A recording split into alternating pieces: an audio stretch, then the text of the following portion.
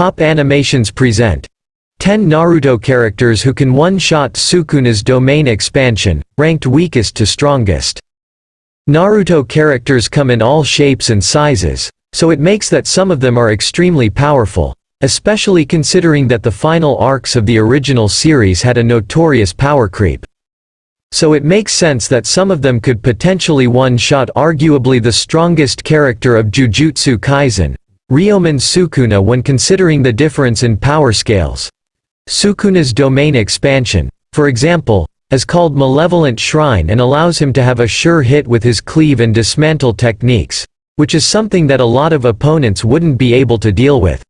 However, Malevolent Shrine can be stopped if Sukuna is hurt. So here are 10 Naruto characters, ranked from weakest to strongest, who could do exactly that. It is also worth pointing out that this list includes characters from the original series, not Boruto. Number 9.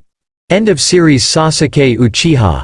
It is fair to say that, among Naruto characters, Sasuke was going to be one of the first mentioned in this discussion because of how important and popular he is in the franchise. However, while Sasuke can one-shot Sukuna's domain expansion, it has to be the version at the end of the series. This is not only the version of Sasuke, who has the Rinnegan and several other upgrades, but he also has Indra's arrow, which was his most powerful attack by the end of Shippuden. This attack fuses lightning with demonic chakra from Sasuke's full-bodied Susanoo, resulting in something that the King of Curses isn't likely to withstand. Number 8. Prime Itachi. There is no debate that, among Naruto characters, Itachi is one of the most naturally gifted shinobis of all time. Not only is he a Uchiha, which means having a lot of amazing abilities by birth, but also the fact that he was arguably the most talented member of that clan to ever live, Madara notwithstanding.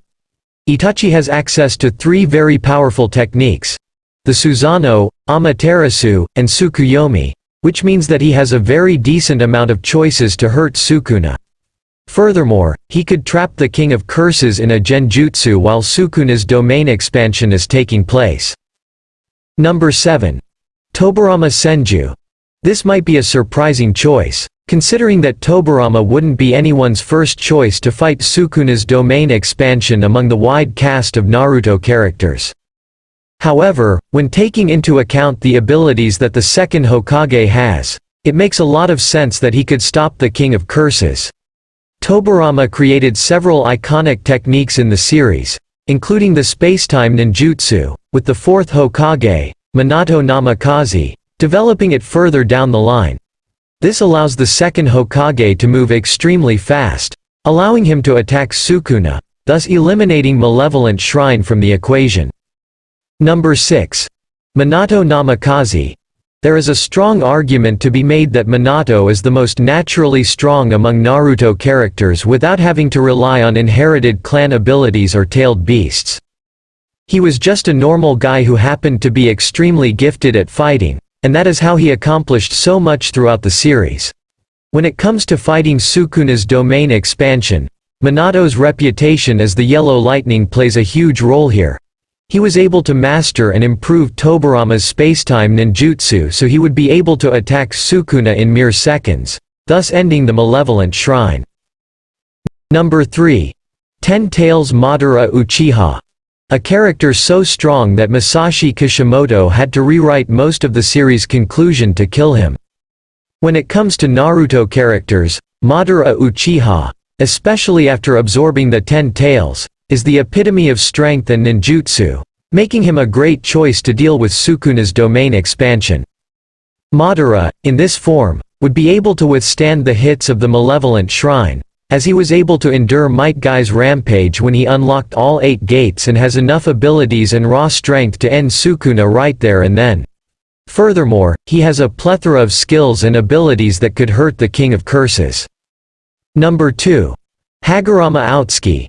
Haguro is probably not going to be anyone's first choice regarding Naruto characters who could one-shot Sukuna's domain expansion because he simply wasn't given to shine as a fighter. Most of his time in the original series was focused on giving Naruto and Sasuke upgrades and revealing a lot more lore in the story.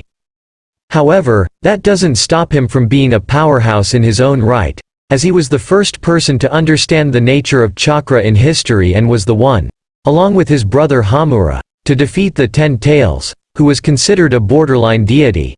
He is far stronger than most characters on this list, so that alone makes him capable of one-shotting Sukuna's domain expansion.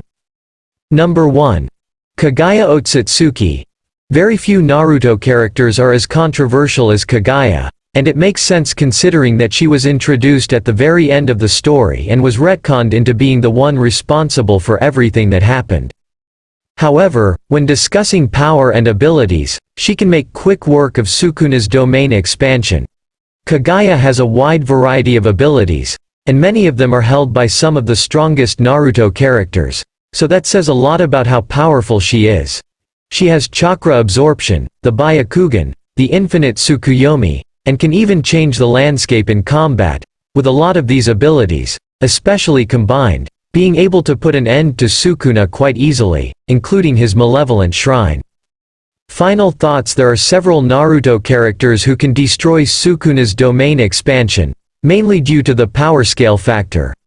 Naruto, as a series, has a higher power scale than Jujutsu Kaisen, so its characters have a stronger set of skills and abilities. Thanks for watching, like and subscribe for more updates.